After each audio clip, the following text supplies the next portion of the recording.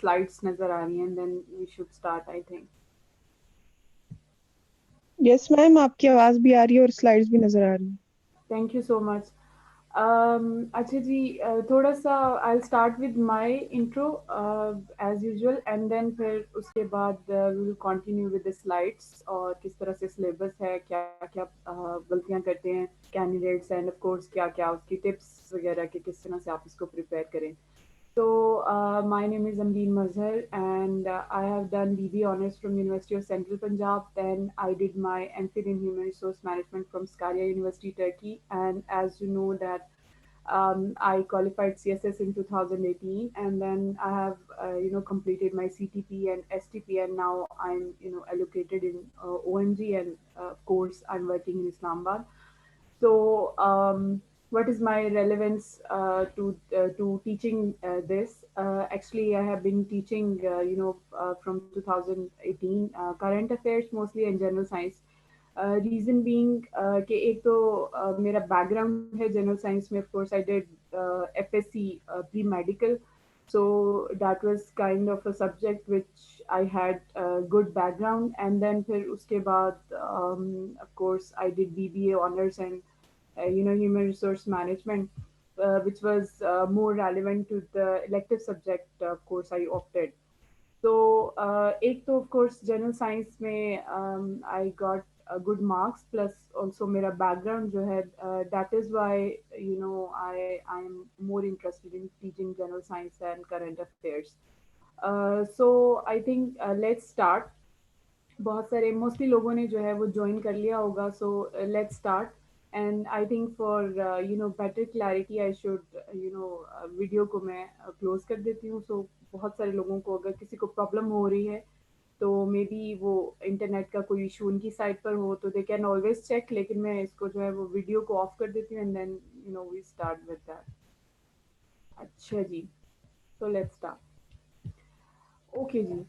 सो general science का जो paper है, अगर हम इसको डिस्कस करना चाहते हैं कि किस तरह से हम इसको बेटर अटेम्प्ट कर सकते हैं, तो maybe we should start with the syllabus. और आप सब लोगों को पता है कि इस दफ़ा जो है वो जनरल साइंस में जो है वो बहुत कम नंबर आए हैं लोगों के, और लो स्कोर का जो है वो एक ट्रेंड देखा गया है. उससे पहले ये होता था कि ऑफ कोर्स जनरल साइंस को जो है वो वाला स्कोरिंग सब्जेक्ट समझा जाता था जिसमें जो है कैंडिडेट के बड़े आसानी से 80-85 मार्क्स जो हैं वो आ जाते थे. एंड आपको पता है कि सीएसएस के एग्जाम में even if you pass all the exams, आप क्लियर भी कर लेते हैं रिटन टेस्ट, तो अगर आपके नंबरों की एवरेज अच्छी नहीं है तो तब भी आपकी एलोकेशन नहीं होती. सो सिर्फ पास हो जाना एंड क्या उसे कहते हैं कि सारे सब्जेक्ट्स को पास कर लेना is not only the requirement in CSS exam. आपके मार्क्स भी इतने होने चाहिए कि आपकी एलोकेशन हो सके किसी ग्रुप में. So that is very important कि हमारे लिए जो है वो हर नंबर इंपॉर्टेंट है, चाहे वो 1 नंबर है, 2 नंबर है. 10-15 से तो बहुत फ़र्क पड़ जाता है, बिकॉज उससे तो आपकी काफ़ी पोजीशन भी जो है वो रिलेटिवली चेंज हो जाती है एग्ज़ाम में. तो इस वजह से हमारी स्ट्रैटेजी पहले तो ये होनी चाहिए कि ऑफ कोर्स हमने हर सब्जेक्ट में पास होना है, लेकिन पास होने के बाद we have to get more marks in every subject, ताकि हमारी जो एक टोटल है वो अच्छा हो जाए और हमारी एलोकेशन भी हो सके. क्योंकि 2018 में ही देवर 200 candidates only from only from Punjab जिनकी जो है कि वो एलोकेशन जो है वो नहीं हुई. तो डैट इज़ वेरी बैड के एलोकेशन जो है वो नहीं हो सकी. जी, जो आपके क्वेश्चन है इंशाल्लाह एंड पे लूँगी. तो इट इज़ वेरी इंपॉर्टेंट कि आप जो है अच्छे मार्क्स भी लें. इट्स नॉट ओनली कि आप सिर्फ उसमें जो है वो पास हो जाएं. तो लेकिन इस दफ़ा जो है वो ट्रेंड बहुत कम देखा गया और जनरल साइंस में लोगों ने बड़े कम नंबर लिए. एंड आई वाज एस्टोनिश्ड कि ये क्यों ऐसा हुआ है, हालांकि जनरल साइंस काफ़ी अच्छा स्कोरिंग सब्जेक्ट है. रीज़न कुछ भी हो सकती है, मल्टीपल रीज़न हो सकती है. एक तो ये कि कैंडिडेट्स यूजुअली फॉर ग्रांटेड लेते हैं कि ये वो सब्जेक्ट है जिसके लिए ऑफ कोर्स कोई गाइडेंस की ज़रूरत भी नहीं है, ये तो मैं खुद ही कर लूँगा या मैं खुद ही कर लूँगी. ठीक है. सो इन दैट केस भी जो है वो समटाइम्स जो है वो प्रॉब्लम हो जाती है कि even you you don't no कि एक्चुअली किस तरह से जो है वो पेपर करना था या क्या था. तो इन दैट केस भी वो प्रॉब्लम हो जाती है। तो let's start with the syllabus के सिलेबस क्या है, फिर अकॉर्डिंगली मैं डिस्कस करूंगी कि एग्जाम में आपके पास कितना टाइम होता है, and then I will discuss examiner report from FPSC के कि क्यों जो है वो मार्क्स या स्कोरिंग ट्रेंड जो है वो लो होता जा रहा है जनरल साइंस में। तो let's see, first of all एक quick look at the syllabus. Syllabus में अगर आप देखें तो जनरल साइंस में जितनी भी चीज़ें हैं वो सारी की सारी जो है वो सिलेबस में इंक्लूडेड हैं जनरल नॉलेज के पेपर में।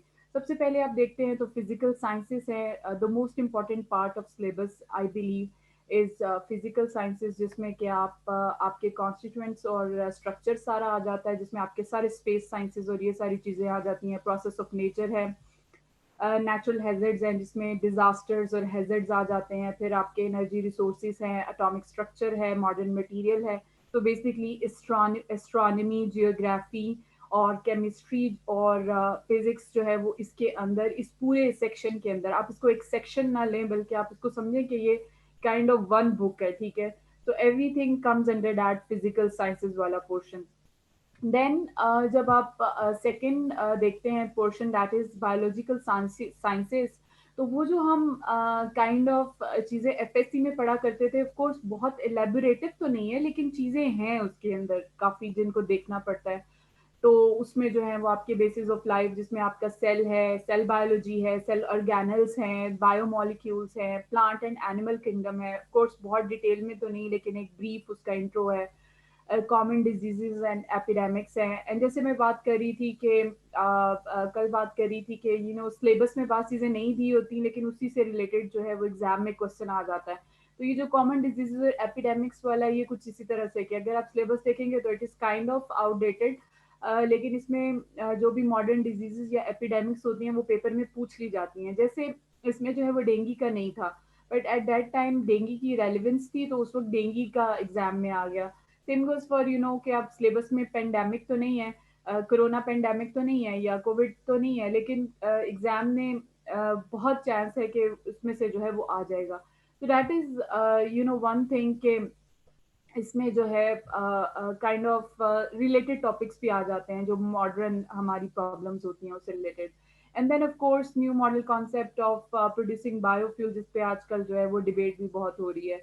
एंड इसमें आपने देखा कि पहले फिजिकल एक पोर्शन है जिसमें कि आपका फिजिक्स केमिस्ट्री का है, देन बायोलॉजिकल पोर्शन है, एंड देन फिर इन्वायरमेंटल साइंसेज है। It is also one of the most important section because यही आगे आपको ऐसे में भी हेल्प करता है। It also helps you in current affairs क्योंकि इसमें कुछ प्रोटोकॉल्स वगैरह भी स्पेसिफिकली दिए हुए हैं। तो इसमें इन्वायरमेंट है, लेयर्स ऑफ एटमॉस्फेयर हैं, फिर कौन कौन सी पोल्यूशन की टाइप्स हैं वो सारी इसके अंदर जो है वो एडेड हैं। यानी एटमॉस्फेरिक पोल्यूशन है, फिर उससे related international agreements, Montreal protocol, Kyoto protocol, water pollution, land pollution. फिर टेक्नोलॉजी जिसकी मदद से हम डिफरेंट इन्वायरमेंटल साइंसेज में डिफरेंट जो है हमने अचीवमेंट्स की हैं, ठीक है, जैसे रिमोट सेंसिंग होगी। एंड देन फिर उसमें पॉपुलेशन प्लानिंग है। उसके बाद अगर हम अगला सेक्शन देखते हैं तो दैट इज फूड साइंस, जिसमें पूरा कॉन्सेप्ट है बैलेंस डाइट का, क्वालिटी ऑफ फूड है, फिर फूड कैसे खराब हो जाता है एंड देन उसको कैसे प्रिजर्व किया जा सकता है, कैसे कंट्रोल किया जा सकता है। तो वो पूरी एक फूड साइंस भी जो है वो इसके अंदर जो है वो इंक्लूडेड है। एंड देन इंफॉर्मेशन टेक्नोलॉजी, जिसमें कि कंप्यूटर के इनपुट आउटपुट प्रोसेसिंग, उसका पूरा हार्डवेयर सॉफ्टवेयर और जो जो भी फंडामेंटल्स है वो सारे इसके अंदर इंक्लूडेड है। देन टेली कम्युनिकेशन, जिसमें आपकी आर्टिफिशियल इंटेलिजेंस भी आ जाती है, फाइबर ऑप्टिक्स भी आ जाता है, और सर्वेलेंस, इस तरह के सारे टॉपिक्स आ जाते हैं।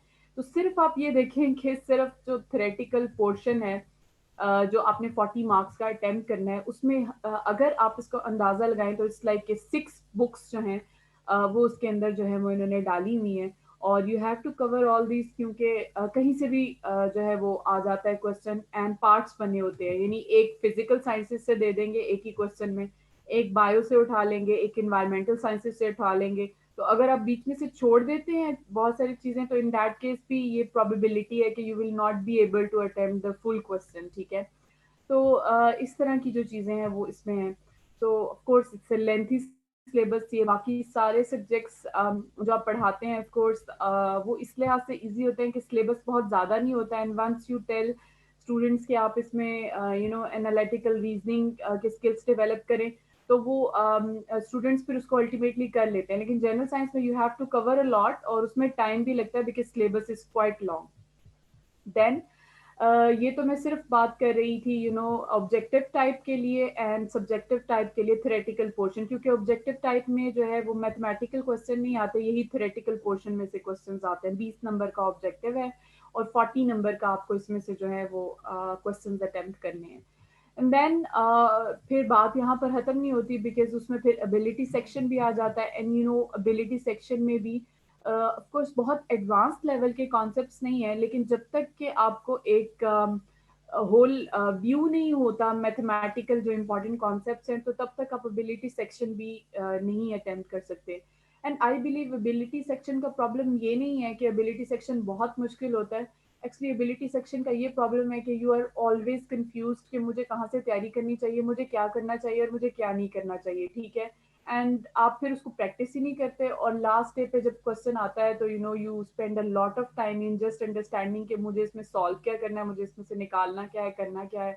एंड अल्टीमेटली टाइम गुजर जाता है। अदरवाइज क्वेश्चंस इतने डिफिकल्ट नहीं होते, एक आम भी उससे कर सकता है। यानी I have done BBA honours, तो उसमें हमने फाइनेंशियल मैनेजमेंट के इससे कहीं ज्यादा मुश्किल कोर्सेज जो हैं वो पढ़े हैं। तो you can always attempt it, लेकिन एक फियर होता है जिन लोगों का मैथमेटिकल बैकग्राउंड नहीं होता तो उनको फियर होता है, फिर वो प्रैक्टिस भी नहीं करते एंड अल्टीमेटली जैसे कि जी एबिलिटी का पोर्शन बहुत मुश्किल था, हालांकि एबिलिटी के सेक्शन के जो क्वेश्चंस हैं वो क्वाइट इजी।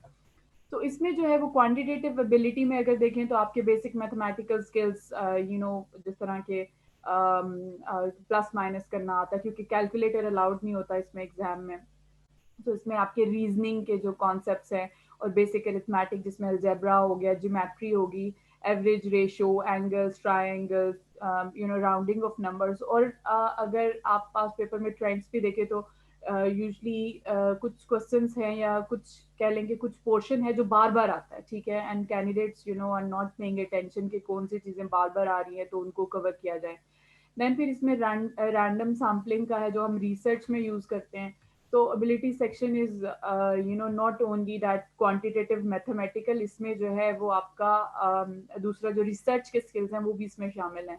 देन इसमें लॉजिकल रीजनिंग है, एनालिटिकल रीजनिंग है, और that could also be verbal, वो जरूरी नहीं है कि सिर्फ मैथ्स की टर्म्स में हो। उससे मेरी क्या मुराद है, उससे मेरी मुराद ये है कि कोई सर्टेन कोड दिया होगा इंग्लिश में, you have to decode that statement and then फिर आपको एक और स्टेटमेंट दी होगी और उसको आपने कोडिंग करनी होगी। सो कोडिंग, डी कोडिंग, कोडिंग, इस तरह से जो है वो क्वेश्चंस हो सकते हैं। देन ऑफ कोर्स इसमें मेंटल एबिलिटीज, जिसमें आपकी वर्बल, मैकेनिकल, न्यूमेरिकल और सोशल एबिलिटीज वगैरह जो है वो टेस्ट होती हैं। तो अगेन उसमें भी जो है वो it's kind of a full thing के इसमें भी कोई वो नहीं है। 40 नंबर का अगर पेपर है तो इसमें भी कोई ऐसा नहीं है कि जो चीज रह गई हो लॉजिकल रीजनिंग में। Of course it's not difficult, again वही वाली बात कि हम प्रैक्टिस नहीं करते हैं। तो दिस इज हाउ आप देख रहे हैं कि सिलेबस का अगर आप थेरेटिकल पोर्शन देखें तो एवरीथिंग इज इंक्लूडेड, लाइक इसमें फिजिकल साइंसेज भी है, इसमें केमिस्ट्री भी है, इसमें बायोलॉजी भी है, एनवायरमेंटल साइंसेज भी है, फूड भी है, आईटी भी है, टेली कम्युनिकेशन भी है, और लॉजिकल रीजनिंग का भी हर एस्पेक्ट है। So marks distribution, you already know कि 100 मार्क्स का पेपर है। और तो ये 100 मार्क्स का पेपर है, लेकिन it's one of those exam जिसमें कि अगर आप जो है वो फोकस स्टडी करते हैं स्ट्रैटेजी के साथ तो you can easily get 85 marks, ठीक है। रीजन बीइंग कि अगर मैथमेटिकल पोर्शन का 40 नंबर का वो आपने सही कर लिया तो 40 सॉलिड वो मार्क्स मिल जाते हैं, उसमें से कुछ नहीं कटेगा। 20 नंबर का आपने ऑब्जेक्टिव ठीक कर लिया है तो वो 20 सॉलिड आपके नंबर हैं। तो 60 तो इस तरह से ही हो जाते हैं। तो ऐसा तो नहीं होता ना कि सब्जेक्टिव टाइप में से 20 नंबर भी ना आए। तो इसलिए इस सब्जेक्ट में स्कोर करना इजी भी है बट डिफिकल्ट भी है। डिफिकल्ट इसलिए कि सिलेबस बहुत लंबा है, you don't know where to start and किस तरह से जो है वो उसको लेके चल रहा है कि दूसरे सब्जेक्ट का टाइम भी जो है वो इसी में कंज्यूम ना हो जाए। तो उसको मैनेज करना smartly, that is the thing जो हमें करना होता है। तो टोटल मार्क्स 100 हैं, जिसमें से 20 marks goes to your objective and 40 marks goes to your subjective type, और एबिलिटी सेक्शन के भी 40 मार्क्स हैं, ठीक है। तो ये जो ऑब्जेक्टिव टाइप और सब्जेक्टिव टाइप है ये दोनों थ्योरेटिकल पोर्शन में से होता है, यानी ये ऑब्जेक्टिव में भी मैथमेटिकल क्वेश्चन नहीं आते। सो काइंड ऑफ 60 मार्क्स आपके थ्योरेटिकल पोर्शन के बनते हैं, जो हमने छह छह किताबों का नॉलेज जो है वो एक्वायर करना होता है basically. And then ability section के 40 मार्क्स हैं। टाइम वही ऑफ कोर्स 3 घंटे 3 आवर्स का पेपर है, जिसमें ऑब्जेक्टिव टाइप के लिए 30 मिनट्स एंड 2.5 आवर्स जो है वो आपको सब्जेक्टिव टाइप और एबिलिटी पोर्शन के लिए मिलते हैं। तो ऑन एवरेज आपके पास एक क्वेश्चन के लिए 35 मिनट्स होते हैं, जिसमें आपने क्वेश्चन को समझना भी है एंड ऑफ कोर्स फिर उसको जो है वो उस तरह से अटेम्प्ट भी करना है। तो time management is also very important. I think general science या जनरल नॉलेज का वो पेपर है जिसमें time management is most important of all, क्योंकि एबिलिटी के सेक्शन में काफ़ी टाइम लग जाता है। तो इस वजह से जो है ये बहुत इंपॉर्टेंट है कि इसमें टाइम को अच्छी तरह से मैनेज किया जाए। सारी बातें तो मैं आपसे कर रही हूँ कि ऑफ कोर्स ऐसा होता है वैसा होता है। जैसे मैंने स्टार्ट में कहा कि इस दफ़ा जनरल नॉलेज का पेपर तो इतना मुश्किल नहीं था, but result was very pathetic. और पैथेटिक इसलिए था, मे बी उससे पहले तो इतनी बात भी नहीं हो रही थी। पैथेटिक में भी इसलिए था कि people take this subject for granted के ऑफ कोर्स हम उसको खुद ही कर लेंगे। हो भी जाता है, ऐसी बात नहीं है। लेकिन of course they get confuse कि कहाँ से स्टार्ट करना है, कहाँ खत्म करना है, क्या नहीं करना, क्या नहीं करना। एंड ऑफ कोर्स प्रैक्टिस भी नहीं होती। And they and up in getting poor score in general knowledge वाले सब्जेक्ट में, जहाँ के they can get easily 80-85 marks they can get easily. तो ये मैं नहीं कह रही, ऑफ कोर्स एफपीएससी के एग्जामिनर जो आपके पेपर चेक करते हैं या हमारे पेपर चेक करते हैं, तो उन्होंने क्या दिया 2018 की रिपोर्ट में, क्या रिपोर्ट दी उन्होंने कि क्यों नहीं पसंद आ रहे हमें जनरल साइंस एंड एबिलिटी के पेपर, क्या हो गया, ऐसा क्या हो गया। ठीक है। तो उनसे ही सुन ले जो हमारे पेपर चेक चेक करते हैं। वो कहते हैं कि most candidates had a gap in their knowledge of space sciences. जैसे मैंने कहा कि सबसे इम्पॉर्टेंट जो पहला एस्ट्रोनॉमी वाला सेक्शन है, most of the candidate even don't know के सिंपल जो कॉन्सेप्ट है एस्ट्रोनॉमी के या स्पेस साइंसेस के। Majority lacked analytical skills required for section 2 of the paper. ठीक है। तो सेक्शन 2 का जो एनालिटिकल एबिलिटी या लॉजिकल रीजनिंग का सेक्शन है, उसमें भी most of the candidates they were not able to perform. हालांकि वो सबसे वो वाला सेक्शन है जिसकी प्रैक्टिस करें तो आपके फुल नंबर भी आ जाते हैं। Many did not even know the direction of a simple compass, confusing north with south and east with the west. ठीक है। So that is also point of concern कि अगर किसी को जो है वो डायरेक्शंस का भी जो है अंदाजा नहीं है। ठीक है। तो that is another reason. And then some were not familiar with even elementary mathematical skills. Candidates are advised, अब वो आपको एडवाइस कर रहे हैं, हमें एडवाइस कर रहे हैं कि candidates are advised that their answers should be precise, neat, clean, readable and no extra unnecessary explanation was required for them. ये बार बार मैं स्टूडेंट से कहती हूँ कि देखो ये मत लिखो जो तुम लोगों को आता है। ठीक है। हमारी कोशिश ये होती है कि जनाब हमने देखा कोरोना लिखा हुआ है, चलो जी कोरोना के ऊपर मुझे जितनी इंफॉर्मेशन आती है मैं इसके ऊपर लिख दूँ। ऑलवेज सी के जो एग्जामिनर है वो आपसे क्या डिमांड कर रहा है। ठीक है। तो पहले वो देखें कि वो आपसे कोरोना को इकोनॉमी से लिंक करने को बोल रहा है या सोशल इश्यूज से लिंक करने को बोल रहा है। तो try to be focused on these things. लेकिन कैंडिडेट की ये कोशिश होती है कि बस एक टॉपिक देखा और मैं लिखना शुरू कर दूं और इतना लिखूं कि मुझे मैं शीटें भर दूं और मुझे नंबर मिल जाए। बट सॉरी टू से सीएसएस के एग्जाम में शीटें भरने से नंबर नहीं मिलता। बिल्कुल नंबर नहीं मिलते। और एनालिसिस बेस्ड पेपर होता है, मे बी जनरल साइंस में इतना एनालिसिस ना हो, लेकिन इन दैट केस भी आपको जो है वो एक्स्ट्रा डिटेल की जरूरत नहीं है। You have to be precise. और ये एग्जामिनर जो आपके पेपर चेक करते हैं वो आपको खुद कह रहे हैं कि प्लीज बी प्रिसाइज। ठीक है। तो जिस तरह का क्वेश्चन है उसी तरह का आंसर करें। सो प्रिसाइज, नीट, क्लीन, ये उनकी आपसे जो है वो रिक्वायरमेंट है। Extra care must be taken while selecting a question to answer. ठीक है। सो जो भी आप क्वेश्चन सिलेक्ट करें, तो देखें कि आप उसमें जो है डायग्राम बनती है नहीं बनती, या उसमें ज़रूरत है, या आप उसको अटेम्प्ट भी कर पाएंगे अच्छे तरीके से या नहीं। Just for sake of attempting question वो ना करें। So candidates should elaborate their answers using graph, diagrams, table where required. जहाँ भी ज़रूरत है वहाँ पर डायग्राम जो है वो ज़रूर बनाई जाए।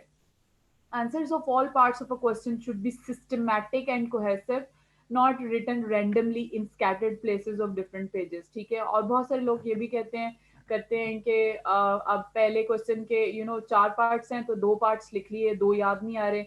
अच्छा चलो उसको बाद में लिख लूंगा, फिर एंड पे जाके जी ये पहले क्वेश्चन के जो हैं वो दो पार्ट्स हैं, कुछ याद आ गया या कुछ ज़हन में आ गया तो लिखने के लिए बिल्कुल एंड पर चले गए। तो that should be avoided. Even अगर आपको कोई एक पार्ट जो है वो भूल भी गया है तो इन दैट केस उसी क्वेश्चन के पास जगह छोड़ दें, फिर बाकी जो है वो अटेम्प्ट करके दोबारा वापस आए और उसको जो है वो कंप्लीट करें क्वेश्चन को।